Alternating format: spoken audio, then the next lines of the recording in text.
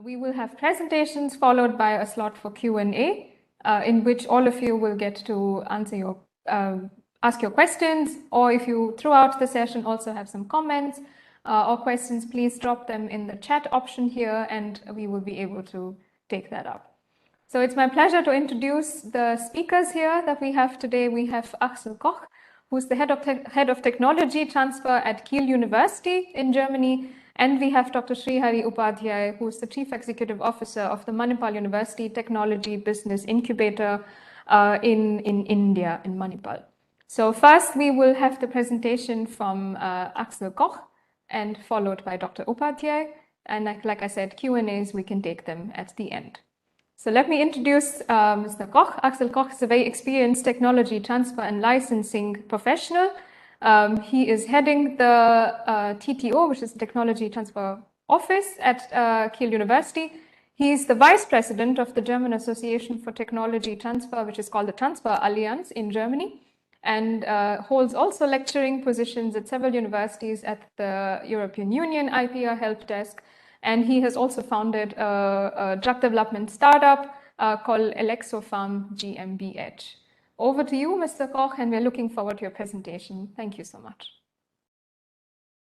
Thank you very much. I'm very happy to be able to join today and to introduce a bit the German ecosystem in innovation and incubation, share experience with you.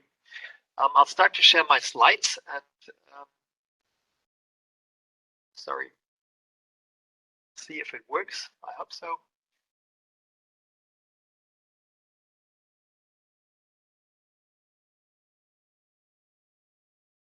Seems to work. Can you see my slides? Perfect. Yes, your slides are visible. Yeah, perfect. Thank you. So just a couple of additional words to myself. I actually have been working for the last a bit more than 20 years in Saarbrücken, that's in southern Germany, and I started to build up the IP unit of the university there.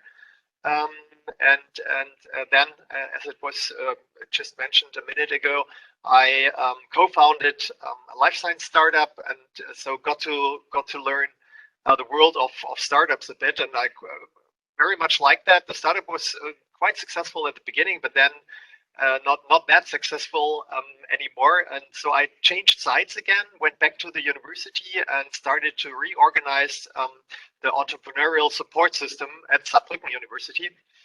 And in the end, I was head of a bigger department, being responsible for all different areas of tech transfer, including entrepreneurship support, and of an incubator, separate incubator, which was organized in a separate company, which is a relatively common way to organize tech transfer in Germany. I'll explain that to you in a minute. And my task for today is, on the one hand, to explain a bit to you the organizational structures in Germany. So how is knowledge and technology transfer usually organized at universities and research organizations? I can already say now there is not the one way, there are different ways, but there are some common features, let's say, and I'll explain those features to you in a minute. And in the second part of my talk, I will explain to you or present you the different national and federal funding schemes in the area of startup support. So the organizational structure of KTT in Germany usually consists of a university department, which is part of the university administration. So KTT in Germany is normally one of the main administrative units of the university, in parallel to the teaching department, the personnel department, resources department, and so on. And it usually comprises tasks like IP management and licensing. It usually comprises the industry liaison office as well, and in most of the cases in Germany, entrepreneurial support. But actually in the field of entrepreneurship support, that means support to startups and spin-offs, we have already quite a heterogeneous structure if you look at German universities. So some of the universities have the entrepreneurship support unit only in the KTT office, and others have separate units which are connected to entrepreneurship chairs. That means the professors teaching entrepreneurship and then having in addition a unit consisting of entrepreneurship consultants and giving advice to startups and spin-offs which are created out of the universities. Since KTT is a part of the administrative body of the university usually, you can see a whole bunch of different task sets at different universities.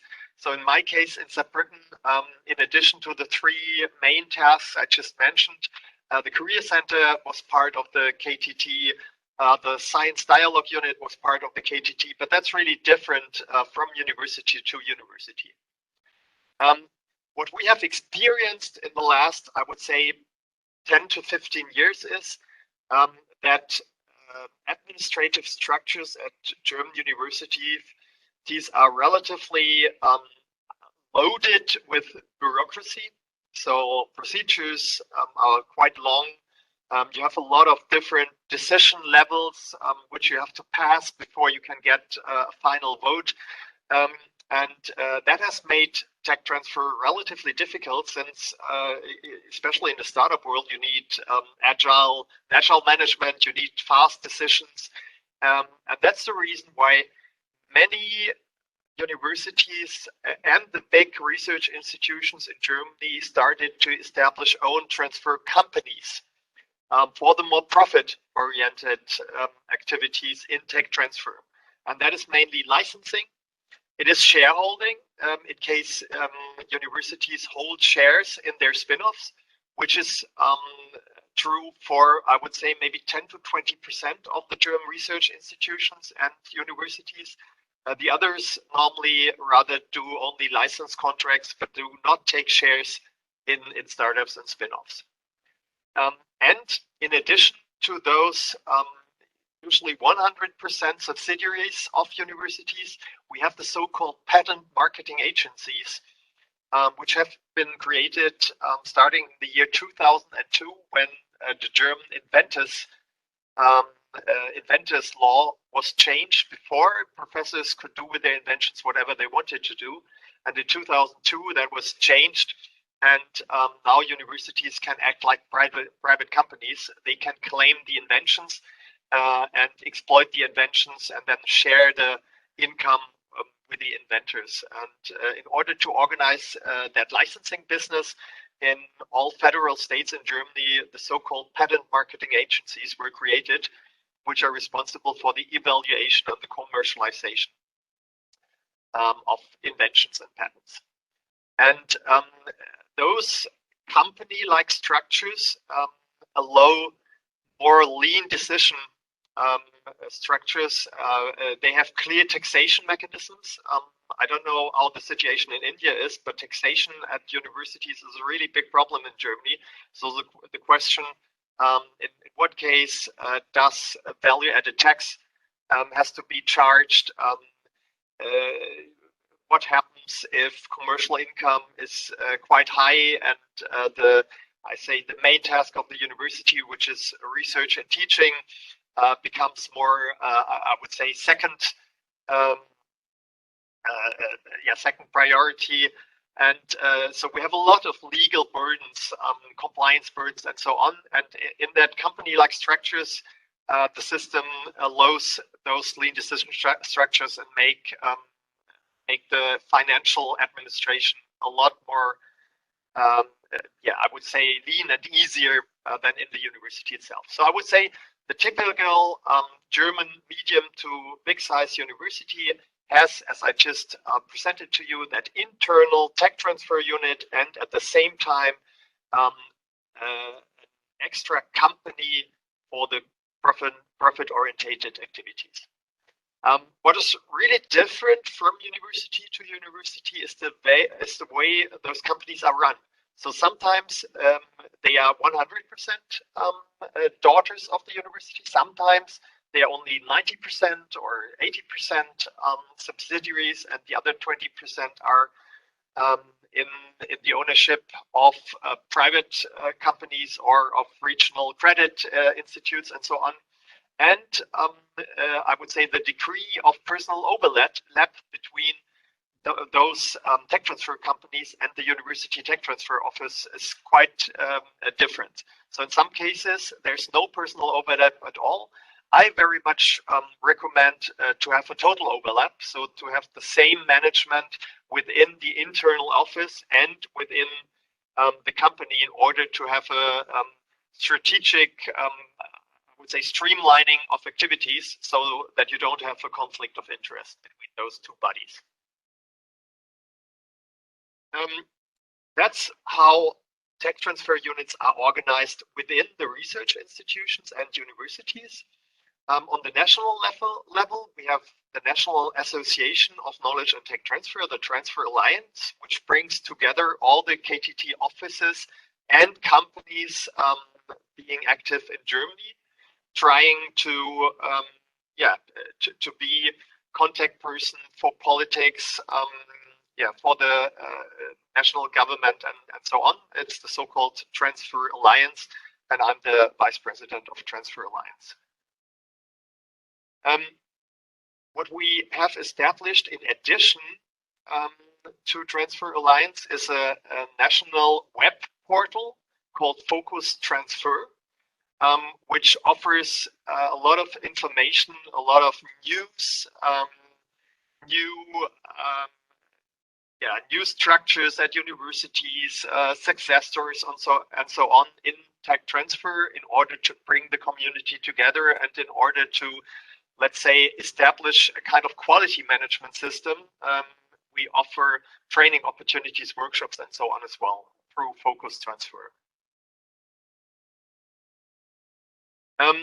Concerning the way German research institutions give over their IP to startups, there is no standard way, I have to say. So we have a highly heterogeneous system, and we have highly heterogeneous policies in the German university and research institution ecosystem. So I would say, if you look at the big German research institutions, the standard is a license agreement. In addition, they take shares in the spin-offs created out of their institutions, but some universities still sell IP for lump sum payments in Germany. That's mainly the really smaller universities, the universities for applied sciences. And as I said before, there's still a high percentage of universities which do not take shares in spin-offs. And it's actually quite a challenging task to bring that heterogeneous organizations and heterogeneous bodies together, and to try to organize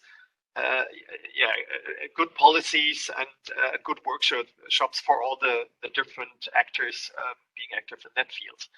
What we have done in the last 2 years is we tried to establish a common standard for the transfer of IP to startups, and that standard was published just a couple of months ago in October 2021, and you can find the link to the webpage. Actually, the standards are in German here on the bottom of the page. That was the first part. So how TT is organized in Germany. The second part of my talk is about the innovation support schemes in Germany. As you know, Germany is a federal state. That means we have a highly decentralized politician system. And that means we have either support schemes on the national level and on the federal level. And the support at the national level, that's mainly the EXIST program. And EXIST is very famous throughout the whole world because it's quite a successful program which is already run in Germany for about, I think, 20 years or even more. and it consists of financial means which go to the universities themselves in order to organize the university consulting opportunities for startups, the university support mechanisms for startups, but it offers at the same time two mechanisms, the so-called Exist Gründerstipendium, Exist Startup Grant, which gives money to startup teams coming out of a university in a relatively easy way. I'll show to you how it works in a minute.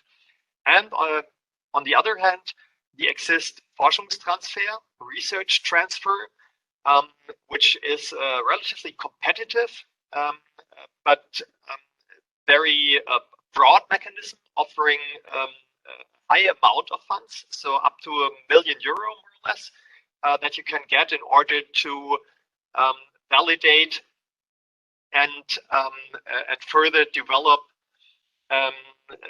tech-based innovation.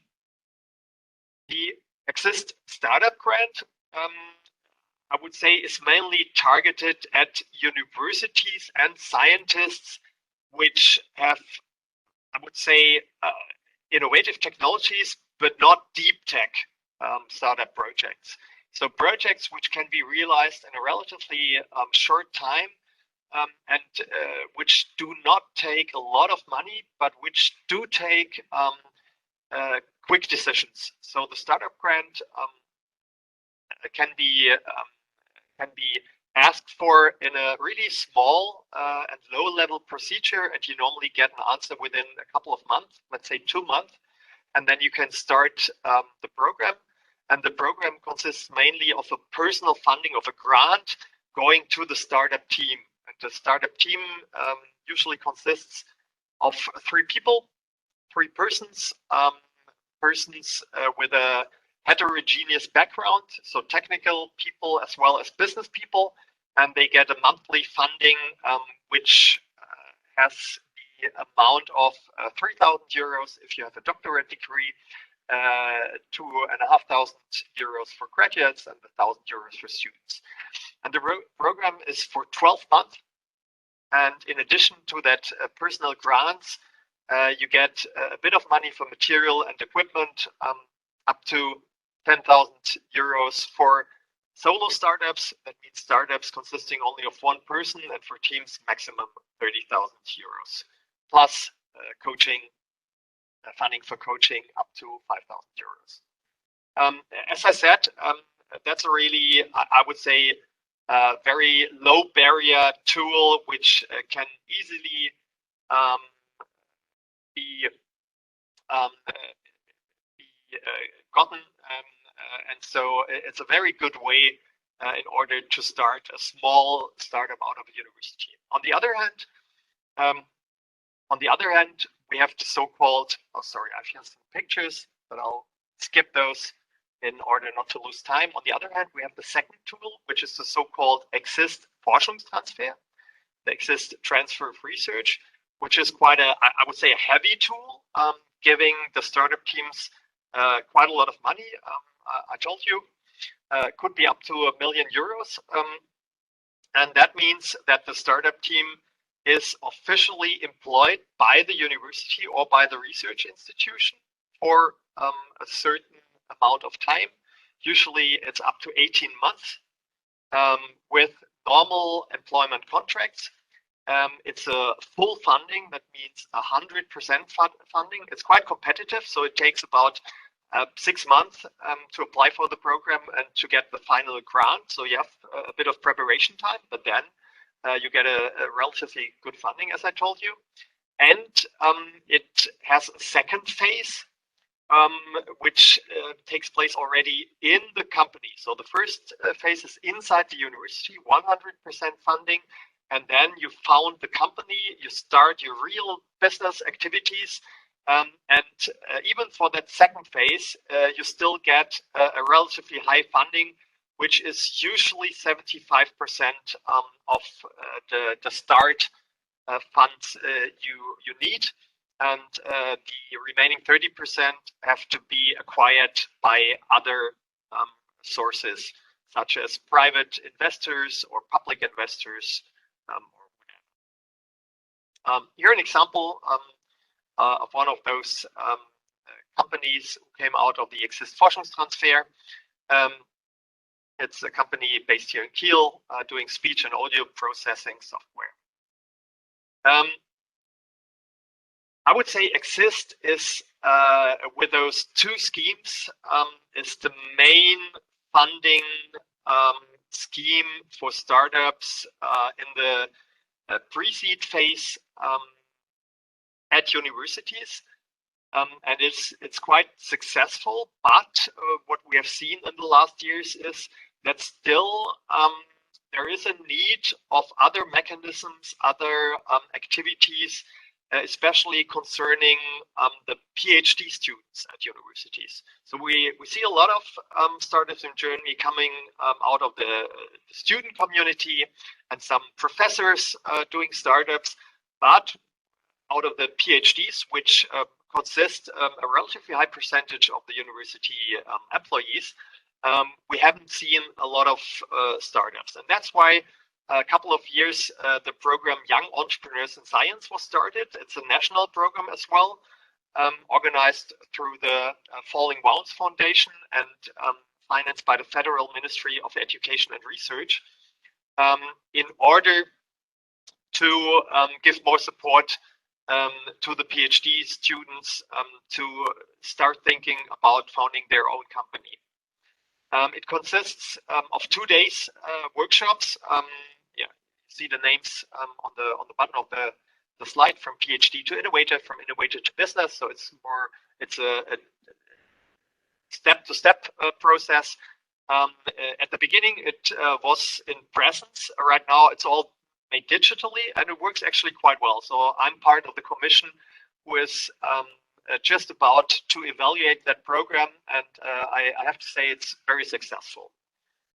Here you can see the outline of the courses, and the actors, as I told you. So the initial actor was the Falling Wounds Foundation, and then the universities themselves take part in the courses, and they take over the administration in the different universities. But there's a central quality management system which is responsible for the content and for the networking. So that it brings together the people on a national level, but acts on a local level within every university. Those are the main programs, and we have, in addition to that, two, I would say, organizations, two other units which have been created on the national level in order to optimize the process after funding a company for the, I would say, the seed phase. One of the two is the High-Tech Gründerfonds, which is a public-private partnership. That means that the national government has provided some money for a VC fund, and that money is matched by private sources as well. And they do seed funding for research-based projects. And they have done in the last years more than 650 investments, and they have seen more than 140 exits.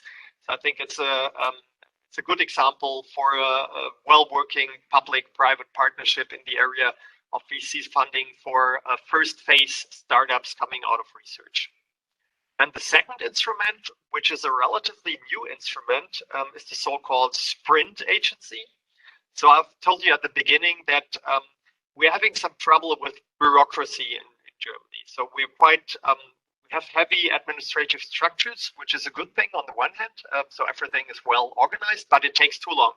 And since we need disruptive innovation in these times, in order to keep up with the world market and with the global players, we need more agile management in Germany. And that's why the national government has founded the so-called Sprint Agency, which is a funding body, which acts a bit, I would say, not outside the law, but outside the normal administrative procedures.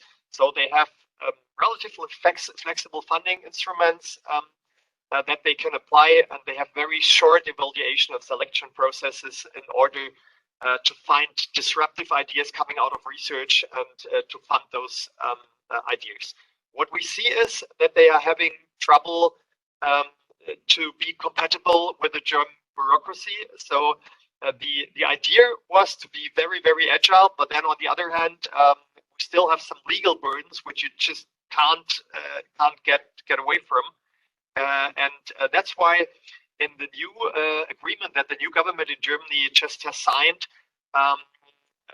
they want to reduce really the legal burdens in order to make innovation easier and in order to reduce the barriers for Sprint and for the whole tech transfer community in Germany. Those were the national mechanisms.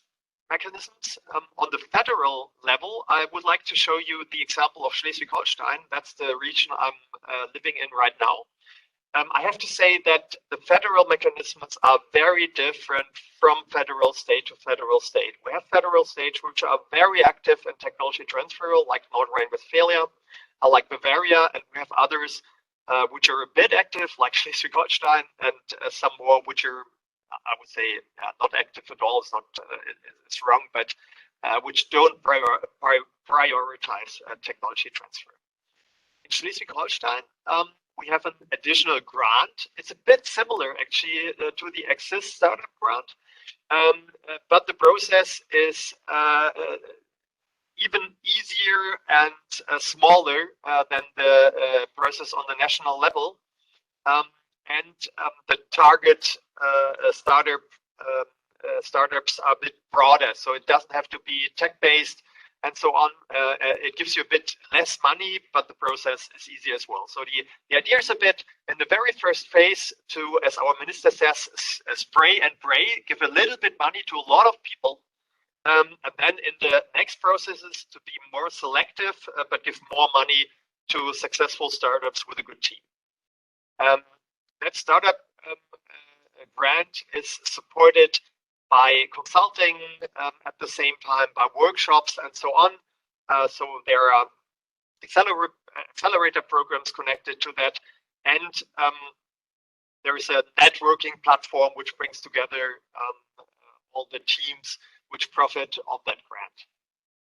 At the same time, in addition to that grant, which goes directly to the teams, there is support from the federal government for the institutions themselves, and that's especially focused on, I would say several topics. So it's a topic-based funding for the institutions. That means green entrepreneurship is supported, for example, at the University of Flensburg. We have social entrepreneurship at Kiel University, for example. We have digital innovation at some universities and so on. So it's a really topic-based funding in order to profile the different institutions, one from each other. You can see the examples here.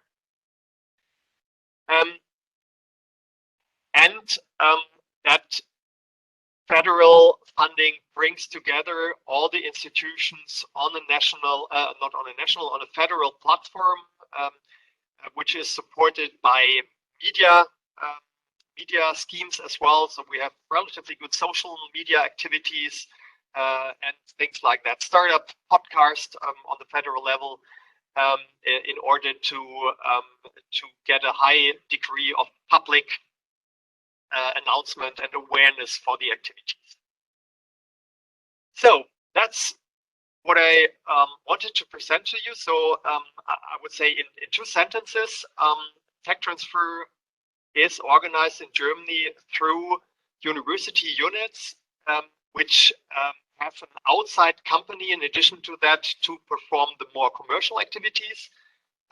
Concerning the support, the funding mechanisms, we have a relatively good system of national funding through the Exist grants, and we have very heterogeneous systems which are federal based in the different regions in Germany, which consist of grants, networking support, and so on for the startups.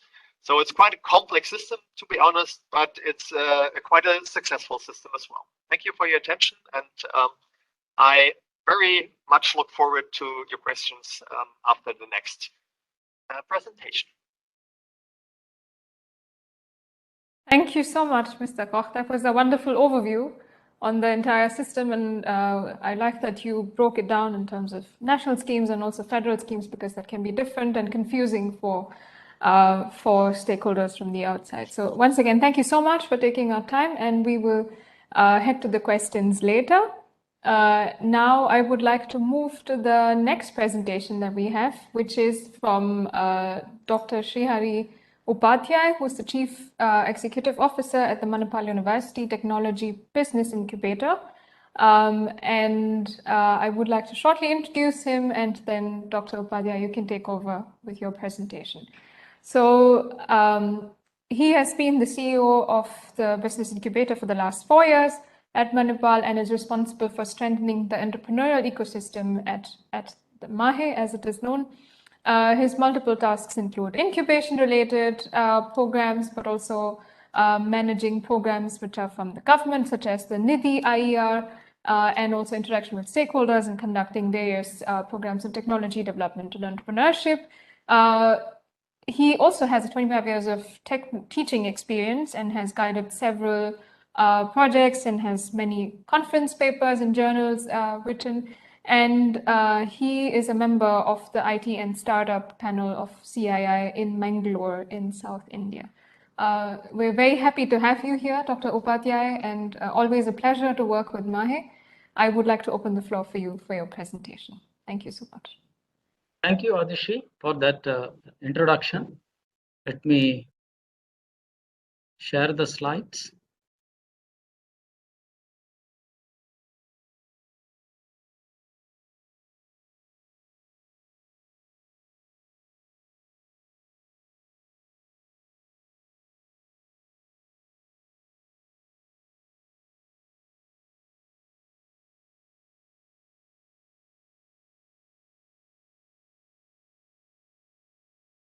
Perfect. I see your slides here. I would like you to take over the moderation. All right. So I'm happy to share the ecosystem. That's Indian ecosystem on innovation, incubation, entrepreneurship, primarily at higher education institutions. And I come from a small town known as the Manipal. The name of the university is Manipal Academy of Higher Education, and I represent technology business incubator at Manipal, that is Manipal Universal Technology Business Incubator, in short known as MUTBI. We have been supported and recognized by Department of Science and Technology, Government of India, and this is their 50th year. So this is the broad outline. So at the outset, so let me cover a few points related to Indian ecosystem, the kind of support that we get from either the central or the state government, and some of the government funding schemes, so which are mainly used by various incubators, the kind of national policy what we are having for promoting the startups, and innovation and incubations at higher education institutions. Though it is mentioned like this, some of the points will be taken up in earlier discussions and also. So before proceeding to the Indian ecosystem, so let me give a quick overview of what exactly is the Manipal. It's a small town in southern part of India. So it was a barren hill in 1940s. The first professional institutions or medical college was started in 1953. So that is how the journey began. And we got the university status in 1993. Today we are a full-fledged multidisciplinary university with more than 20 plus constituent institutions coming under the various categories like the health science, science, technology and management, humanities, liberal arts, and social science. We have two technology business incubators in this campus. One is MUTBI, so which I am heading as CEO, and another one is Manipal, Government of Karnataka, the Bio Incubator. So this is in brief about our university. And let me give a quick glance of Indian ecosystem so that my German friends would be in a position to understand what is an ecosystem then here, and then we'll be able to relate to the developments that are taking place at higher education institutions. So it all began with economic liberalizations in 1991. The scenario prior to that was different, and 1991 to 2016, because it was with the economic liberalization, but startup journey got momentum or bit of an acceleration with the Startup India policy from the government in 2016. And the Ministry of Education has come up with innovation and the startup policy. Now this is applicable both for students as well for faculty members.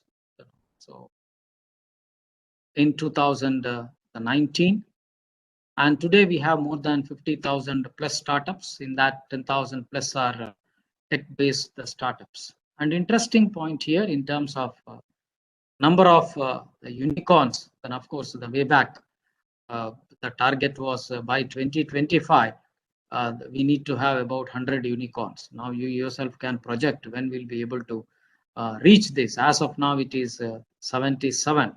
Then okay. So till last year, at the end of 2020, 37 the unicorns. Now this year itself, you will find the more than the 40 unicorns in. Sorry, it's not 30. It's about 40 unicorns in 2021, and still we have one more month to go. So okay, so that's counting. And another point that is to be noted, then of course I do not know whether it's a concern for the universities. Then okay. So you rarely find a unicorn coming out of university ecosystem. Then okay. So this was a point of discussions. Then of course many are working in that directions. How we can then expect or promote so that good number of unicorns come out from universities also. Then okay, and India ranks 48 in global innovation index. So continuing with an ecosystem, so we have more than 500 or close to the 600 plus incubators, accelerators, and all those things. Third largest after the China and USA. And these are some of the examples as far as incubators are concerned. And another interesting the point, the term what we use is known as a research park, which is there at IIT Madras. So built over an area of about 1.2 lakh square feet. So where they house about 4 to 5 then incubators. It's not just an incubator. So it is beyond an incubator. The startup or any company can be a part of this research park, and they can be there in that premises on a lease basis for more than 10 years or 20 years. They can have a different kind of engagement with the research park, and in turn work very closely with the professors or institute itself and provide an opportunities for many startups to come. Okay, so that is how they are promoting innovations and entrepreneurship or the startups in very large way. Okay, so rest of the cases, the by and large having about 10,000 to 20,000 or 30,000 square feet. So they are considered as an incubators. We also have at the national level an association of incubators, so that is known as ISBA, which regularly conduct a lot of activities. Then okay, so providing inputs to the managers of incubators, sharing the best practices from various incubators, conducting regular interactive sessions with the government units or funding agencies, and in that way they are promoting incubation ecosystem at a national level. So in terms of government support, it is happening both from central as well as from the state governments. So, but broadly, I discuss about some of central government units or department. So at the forefront, because all this incubation, the process, okay, or activities started from National Science and Technology Entrepreneurship Development, the board, so which is a unit under Department of Science and Technology. So when they started, it was with the incubator program, and today they are supporting with 7 to 8 additional schemes for the incubators. So this is in a way, this also then helping the incubators to the sustain. It's not just about incubator program, but several other programs. Similarly, we have schemes from the Niti Aayog and Department of Biotechnology. They have created a Section 8 company, a not-for-profit organization, to support the startups through various schemes. Then okay, so when these teams are very young or starting at the idea stage, so they have a kind of a program, and when they reach certain stage, they have next level of the program. So we'll be in a position to support the journey of an entrepreneur or that of a startup. Then we have Ministry of Electronics and Information Technology, Government of India. And at the broader level, so startup related the guidelines, okay, so we get regularly from department DPIIT, that is Department for Promotion of Industry and Internal Trade. And at the state level, okay, so different the states, they have their own policy to promote innovation and the entrepreneurship. So here I give outline of the funding schemes, not any specific the funding schemes. At a broader level, so government do provide funding to set up incubators in any institutions, because institutions are expected to promote innovation and entrepreneurship. They require incubators, and accordingly government not only provide the funding but also provide the required the mentoring. So that is one kind of the funding an incubator gets or higher education institutions are getting to set up the incubators. So generally it is for a period of about 5 years. By that time it is expected that these incubators develop a self-sustaining model. Then okay, so either identifying an appropriate industry partner or figuring out any other the scheme which is going to help these incubators to sustain the going forward. And even government units also having other schemes for the incubators to move forward. Then in 2017, NSTDB has come up with very good the scheme. It is a 1-year fellowship to the graduates. Okay, and name of this program is the Nidhi Ayar, and we are offering this program. So like this, there are more than 30 other incubators at the national level are offering this program. So this is a career path for a graduate. It is an alternative placement. He can explore his potential towards entrepreneurship. If he succeeds, then it is fine. He can continue his entrepreneurial journey. In case he fails, he is not able to move forward, he need not have to worry. But the experience what he got during this 1 year, so will fetch him better career options in the market.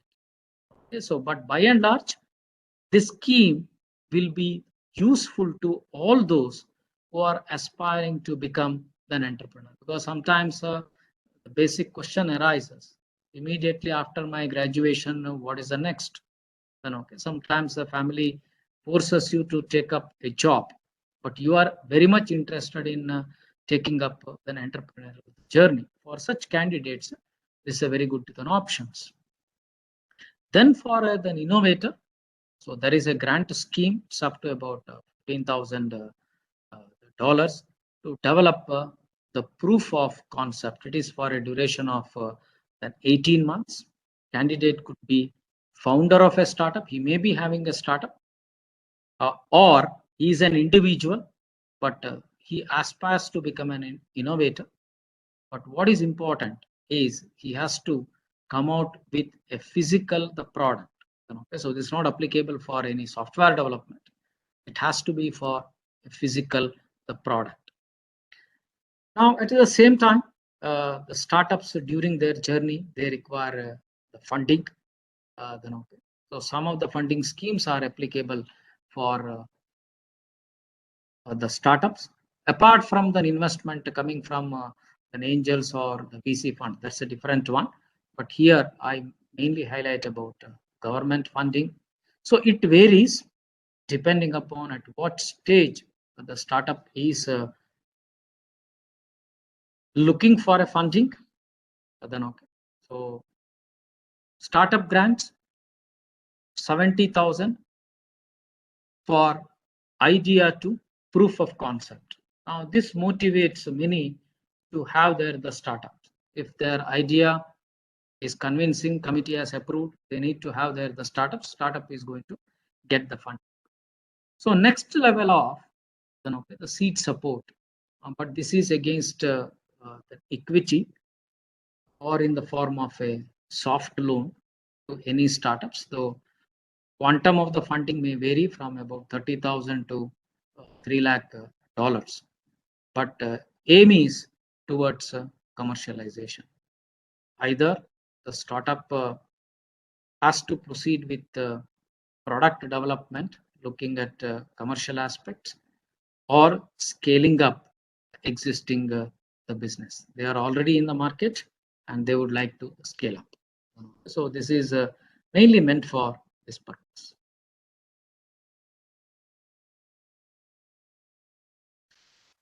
Let me spend few minutes on this scheme, because broadly it is also going to cover what is happening in higher education institutions.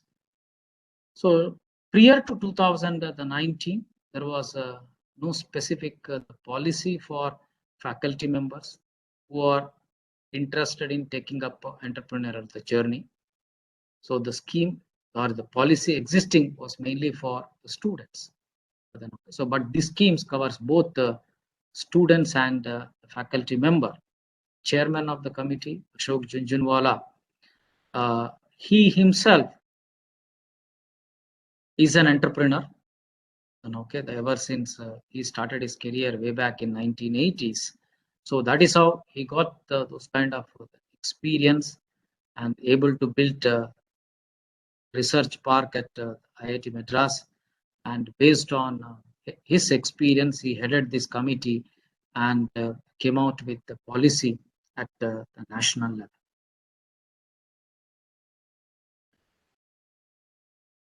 Few points let me share as far as the policy is concerned. So it may not be possible to share all details. Generally, a question arises as far as the higher education institutions are concerned.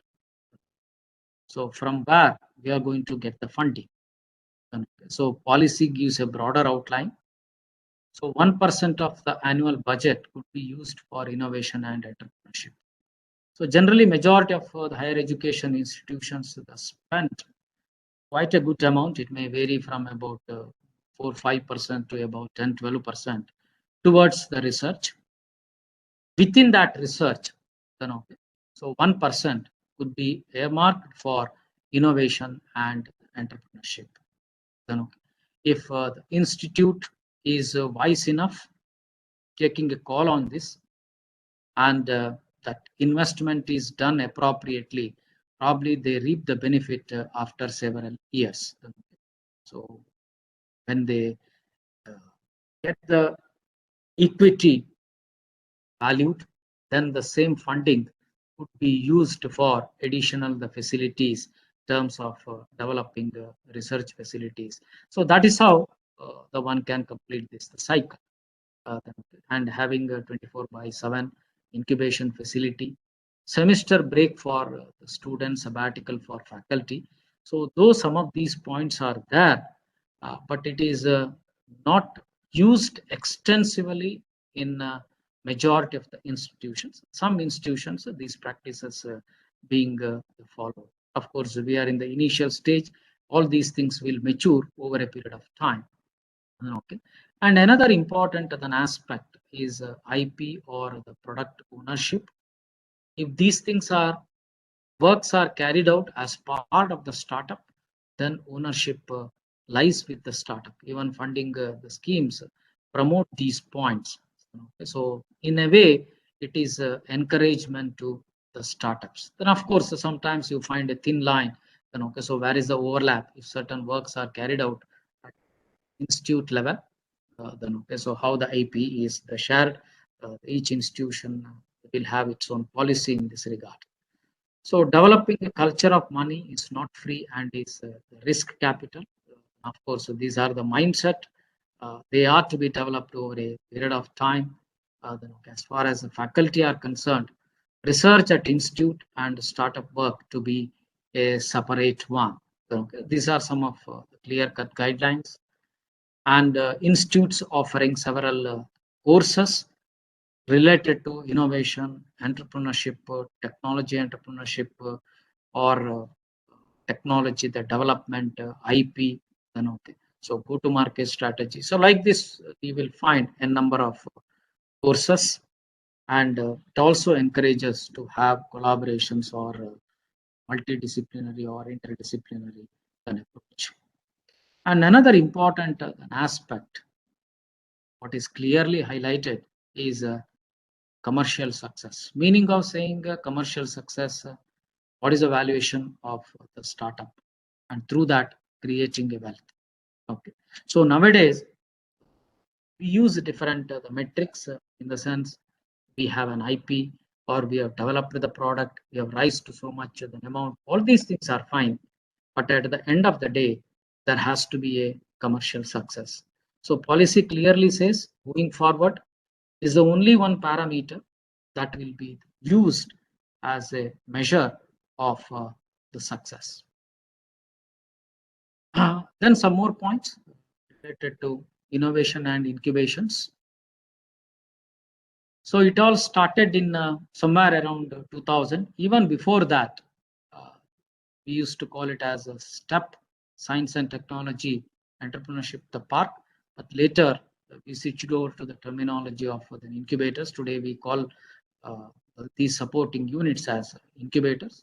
They started in 2000, from 2000 onwards. It got momentum from 2020 onwards, and good amount of acceleration from 2016, the 19 onwards. So there is an increased awareness towards wealth creations. Okay. So not just teaching at higher education institutions, not just the creation of new knowledge, but how do we create wealth primarily for the society. So in that context, technology entrepreneurship is gaining an importance.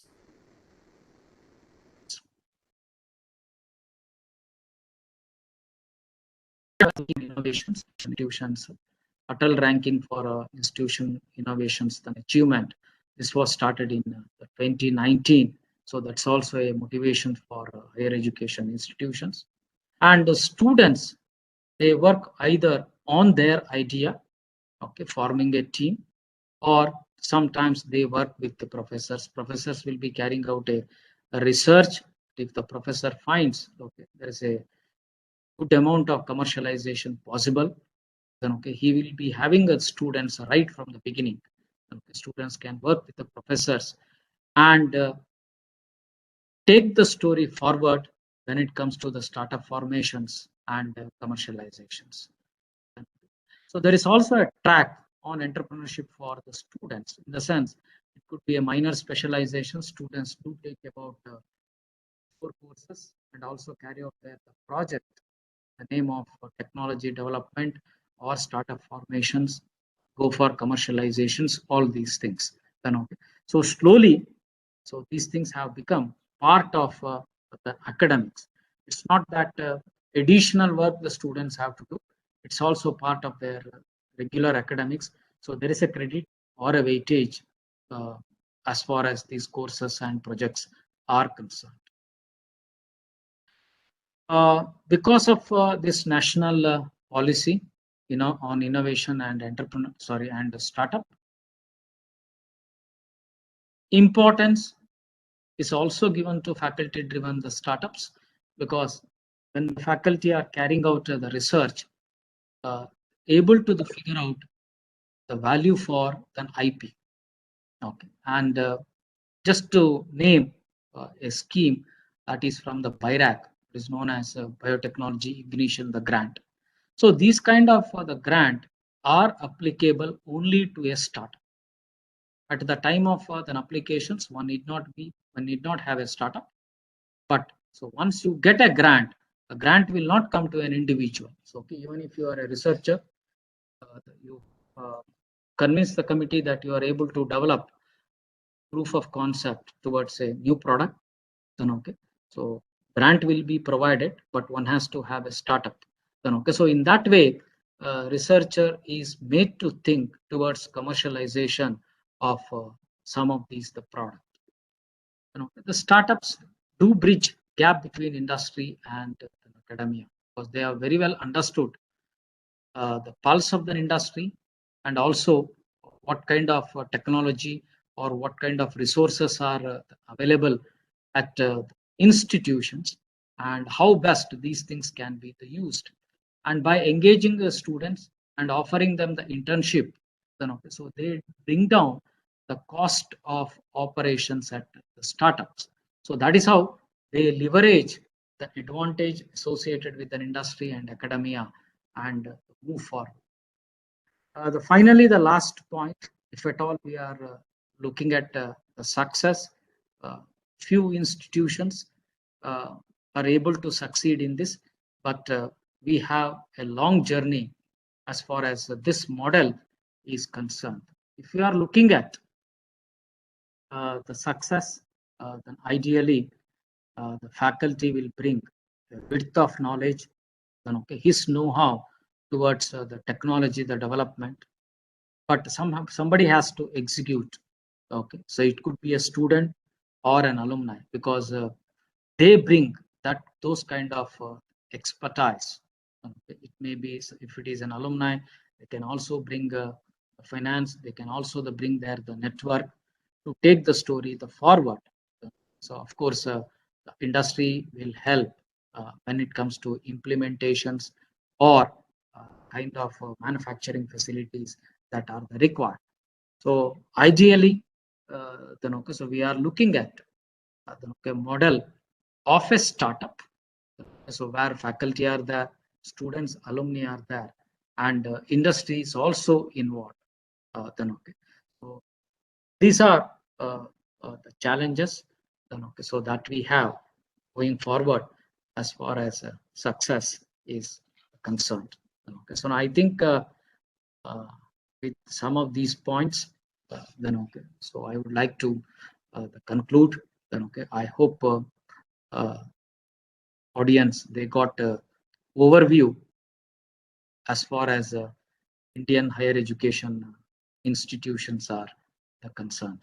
So once again, I thank the organizers for the opportunity. Thank you so much, Dr. Upadhyay. That was a very impressive overview of the system in India and all the programs that were available. I also didn't know some of them myself, trying to navigate through the system. So that was great. Thank you so much. So now we can have the floor open for questions to you and also to Mr. Cox. So I invite all the participants to ask their questions. What we could do here, since I see that it's a smaller group, we could actually make it a bit more interactive and have the attendees participate. I mean, they can ask their questions by turning on their video and audio. So we would just change the technical settings in the background, and then I think that's a more interactive session in that sense. Until that works out, maybe I can start off with one question that I have, and then for the participants, you could raise your hands, and then we could give you the microphone and video access. There is a small button on the sides which sort of like virtually tells you that you can raise your hand. So if you see against my name, you might see that my hand is raised virtually. So you could do that yourself, and then we would be able to give you the video audio rights. So what I wanted to ask to both of you was, we've seen so many public support programs that you mentioned, and we're interested in knowing about the science-based, startup systems of both the countries. So how decisive were, these programs, public support programs offered, or how was it driven by the university to, drive the science-based startup ecosystems of both the countries? So did the public support programs help, or was it also more of an initiative of each of these institutions, or general also universities and research institutions on their own? Dr. Upadhyay, would you like to start with the question? Definitely.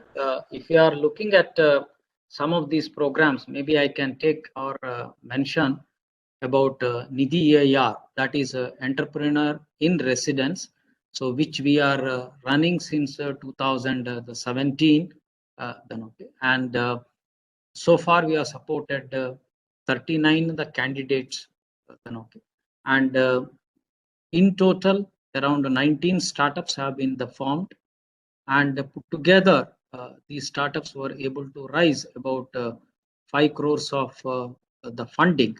So definitely it is creating an impact as far as higher education institutions are concerned.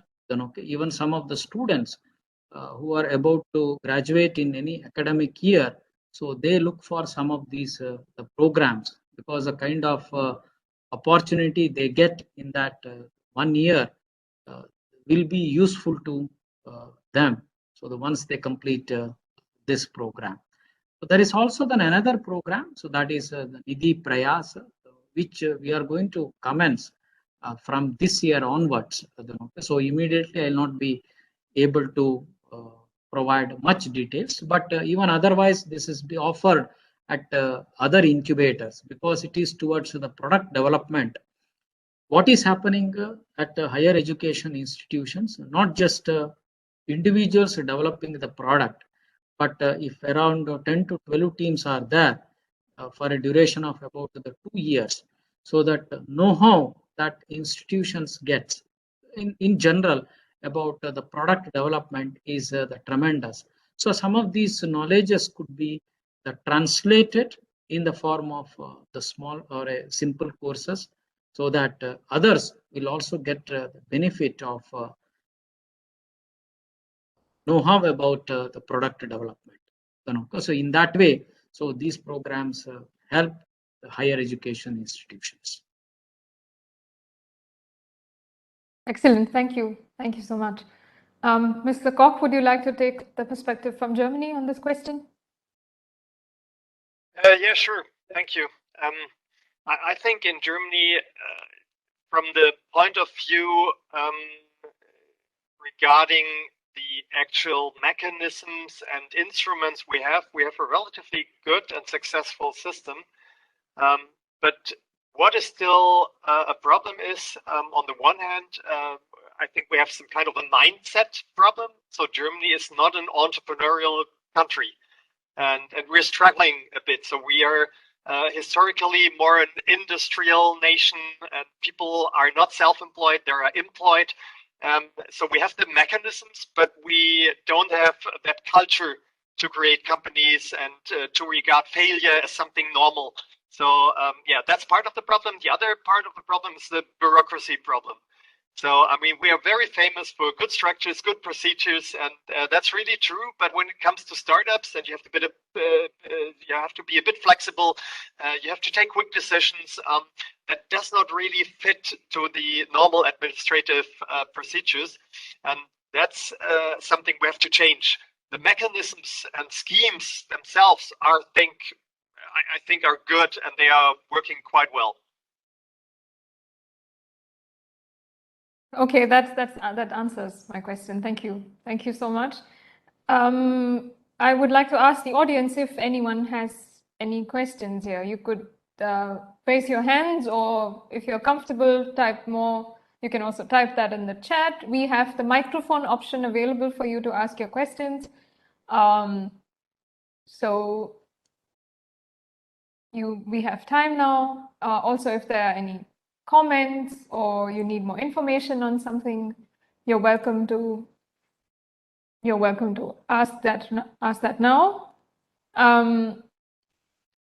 And till then, we could perhaps, as I don't see any hands or any sign yet, maybe we can take up the question that you, Mr. Koch, asked for Dr. Upadhyay in the chat. So I saw that earlier, and then Dr. Upadhyay, Mr. Koch wants to know that in Germany it is relatively difficult to get private funding for early stage technology transfer. So do you think in India it is possible to find, on the other hand, funding model, like a self-sustaining funding model for incubators based on private funding? Yeah, if I may add just one sentence, because you said before, after the initial phase of the setting up of those incubators, you have to set up a self-sustaining funding model. And I would be quite interested in learning how that could be done and how that could be organized in India.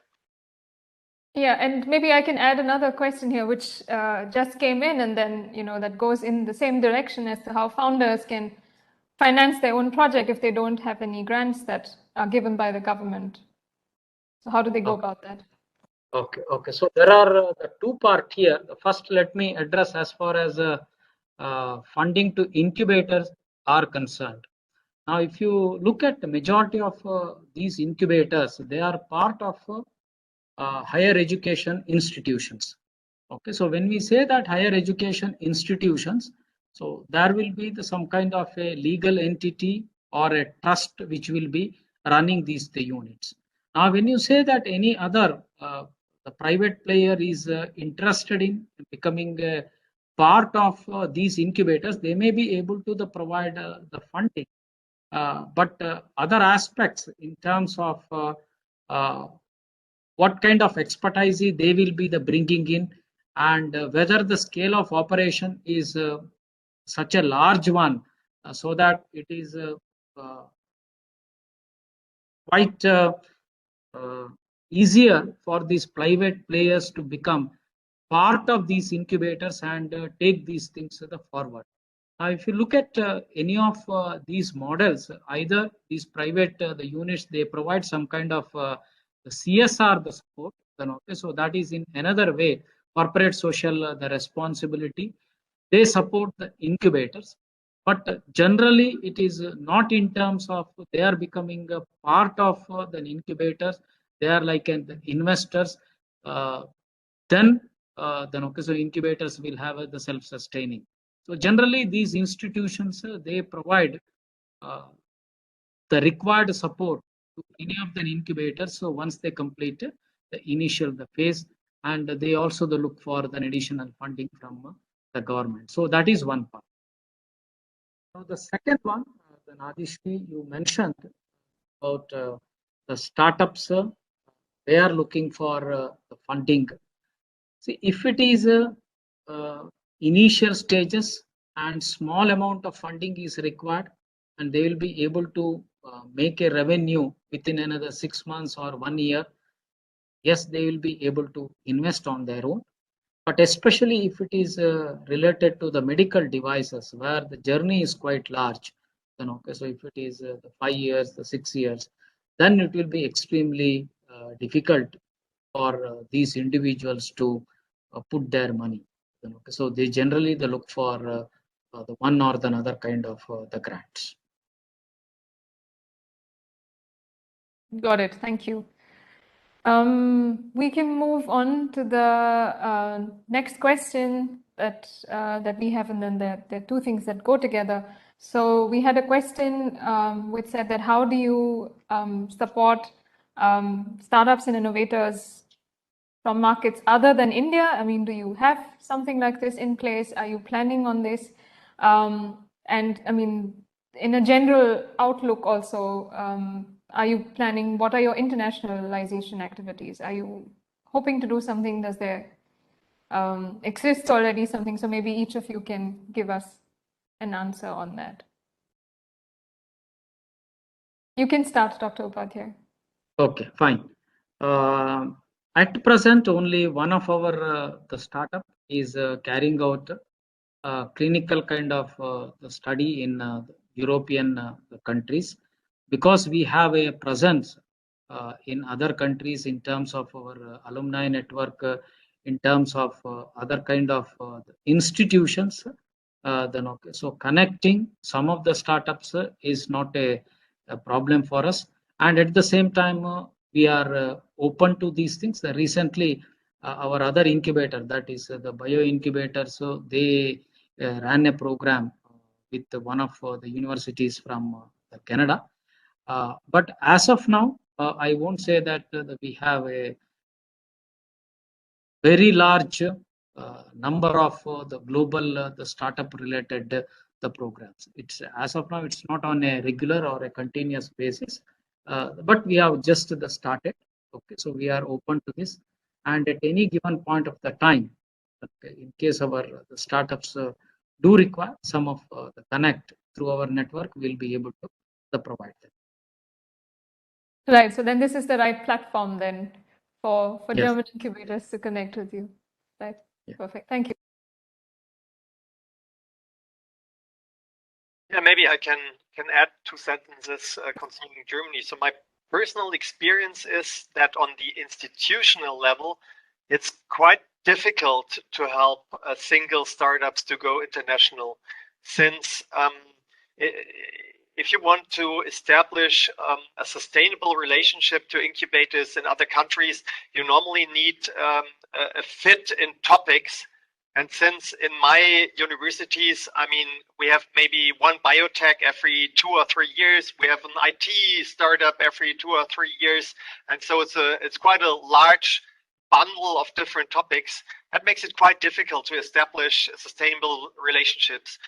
What works relatively well in Germany, I think, is the internationalization support on the national level. We have the so-called German accelerator, which started to be active in the US, in Silicon Valley, but now it's active in India actually as well. And that's a good program, an acceleration program, bringing together startups which have a bit the same mindset and same topics, and bringing them to foreign markets. All right, thank you.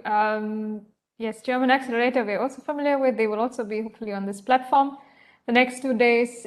You spoke about these national connects.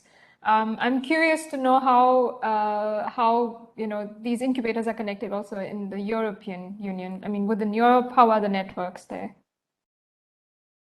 Well, that's a good question, because I think it doesn't work too well. So we have a European network on the general tech transfer level, the so-called ASTP. And they offer a big bundle of workshops, training, and so on. But the connection between the incubators is more on a one-to-one level. So we have a couple of incubators in other countries, but more or less based on personal connections. Yeah, you go to a meeting somewhere, you get to know somebody. So there's no institutionalized connection between incubators in Europe. I get it. I get it. Thank you. Maybe I ask once again in the round if anyone from the participants has a question. You can also drop that in the chat option or raise your hands. Oh, I see one person raising the hand. Just a minute. Dr. Manoj Nimbalkar, have you raised your hand? Maybe we give you the... Thank you very much. Can you hear me? Yes, please. Yes, we can hear you. Please go ahead. Yeah, first of all, thank you for organizing this program. Thanks for the nice talk from Mr. Cox and Mr. Upadhyay. My name is Dr. Manoj Nimbalkar. Actually, I'm the startup coach at University of Bundeswehr, and also I have my own startup connecting India and Europe.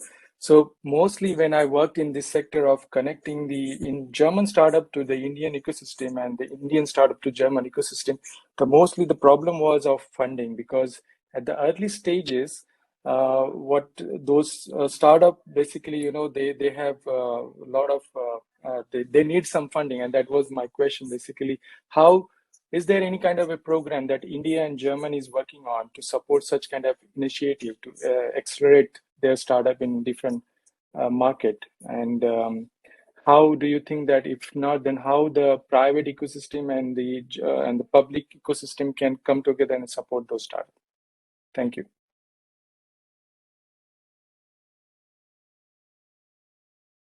Actually, I'm not aware of such a program. I know that different German funding bodies offer from time to time that bilateral country-to-country support schemes like DAAD and so on.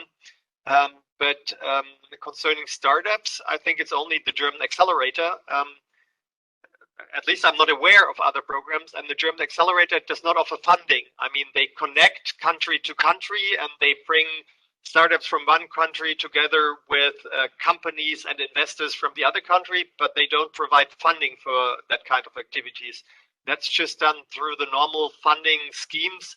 And I agree with you that those schemes often do not really fit to that international country-to-country activities.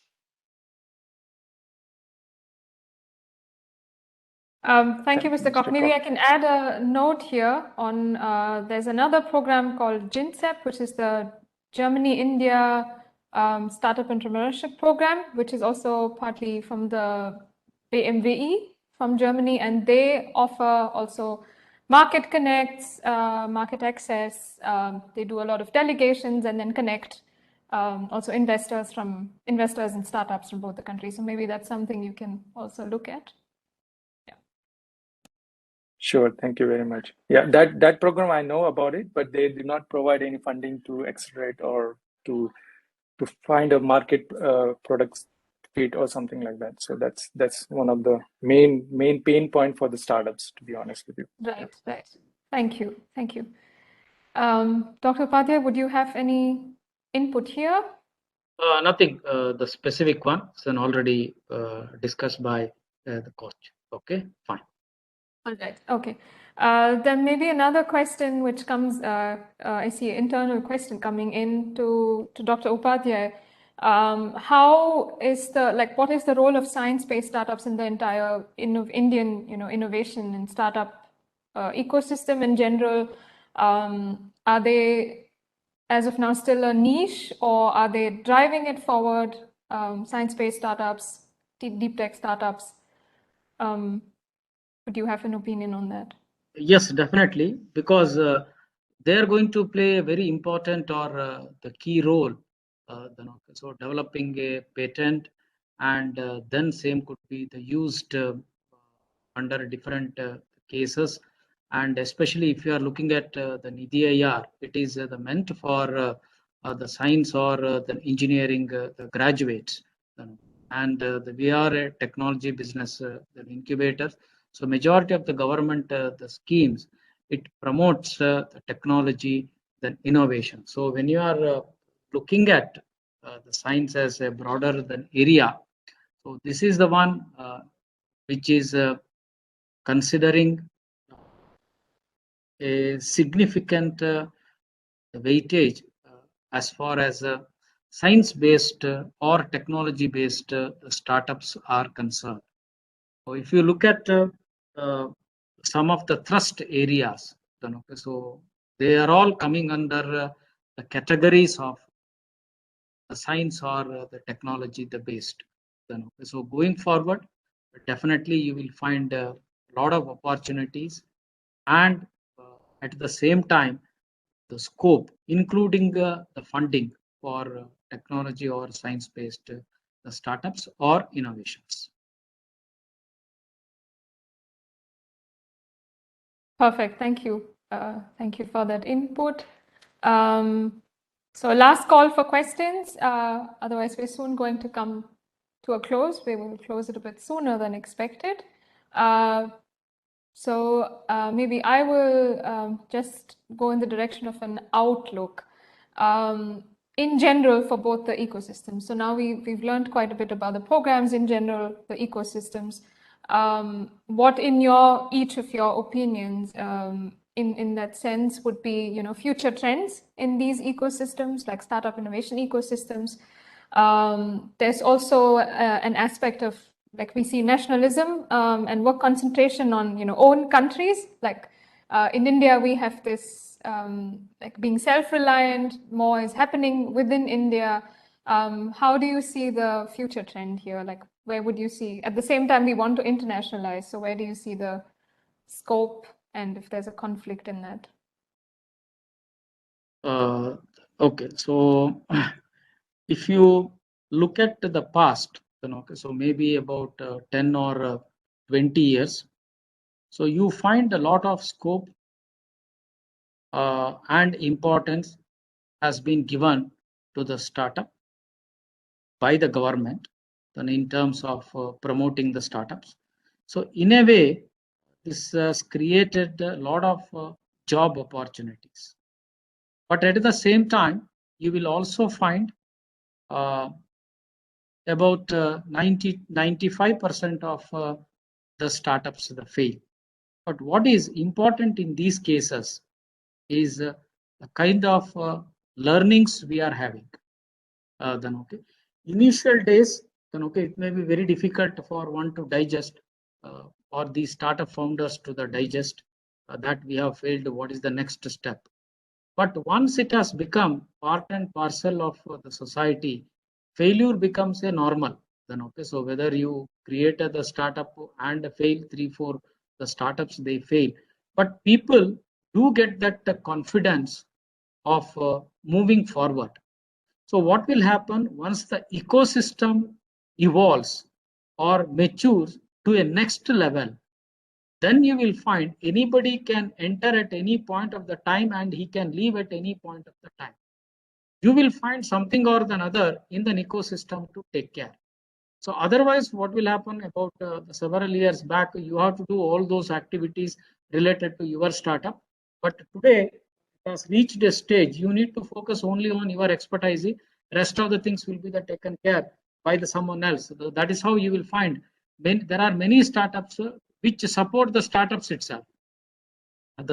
So to the best of our understanding, maybe in another 5 or 10 years, our ecosystem will reach to that stage.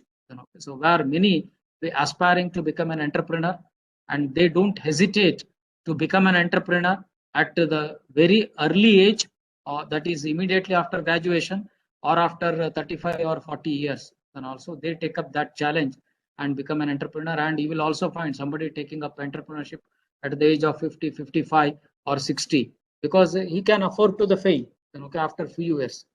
People will consider this as some kind of a challenge.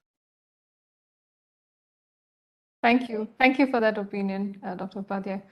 Mr. Koch, what would you say is the outlook for Germany? That's a good question. So for Germany, I think it's not totally clear. So the aim is to become a startup nation, but I'm not sure if we are really ready for that. So we just have the new government.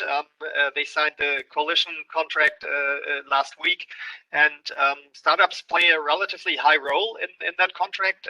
They promised to fund sustainable tech transfer unit at the universities. You have to know that tech transfer in Germany is most of the time project-based, and it's only funding for a limited time, which is a big problem. So we are losing, we have a brain drain. A lot of people learning to consult startups, but then they disappear and we create new knowledge and so on. So that's one of the challenges. We see that nationalism you talked about as well in Germany. It even became I would say bigger in the crisis with BioNTech and all the discussion if the BioNTech drug should be only given to German people and so on, not exported to the whole world, which is hopefully it's a stupid discussion, because I think globalization is a very good thing, and it's a big opportunity for startups as well. To be in an early stage in our world, active in different markets, and to learn from one market how you could adapt to other markets and so on. So I think the policy in Germany must be to have a really good ecosystem and to make it as attractive or attractive enough that startups stay here, but not to create nationalistic frontiers and barriers. And one element which is really missing is funding, is later stage funding in Germany. So we see that the startups which are successful and get the, I don't know, Series A, B funding, couple of million euro, once they need 20 million, 50 million, so they want to become a unicorn. I was quite impressed by the figures about unicorns in India, actually, that in that phase, the money comes mainly from China, from US, and so on, and the Germans are not investing. That's a bit of a problem. Not thinking nationalistically, but just if you want to keep startups in Germany, you have to provide a good ecosystem, and I think that's a big task for the politics in the next years.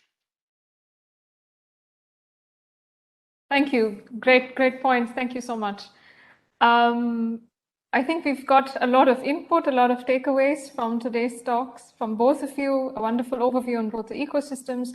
I hope all the participants here learned new things, could take some inputs with them as well. I learned a lot myself from both of these, and I have to say we've come to a close of this session. We're ending it here.